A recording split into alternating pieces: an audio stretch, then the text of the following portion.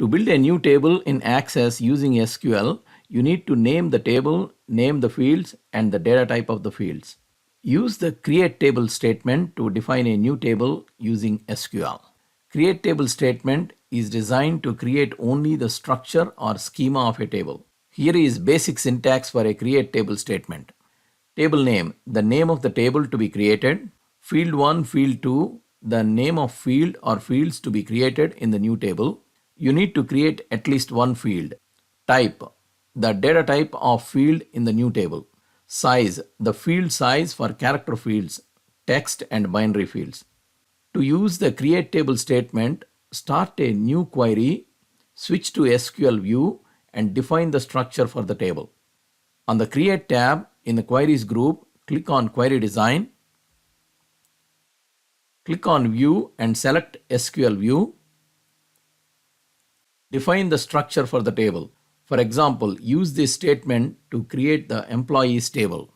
If a field name includes a space or some other non-alphanumeric character, for example, last name, you need to enclose that field name within square brackets. If you don't declare a length for text fields, for example, email, they will be defaulted to 255 characters. You can declare a field to be not null, which means that null values cannot be inserted into that field. To declare a field as primary key, use the primary key keyword. Run the query.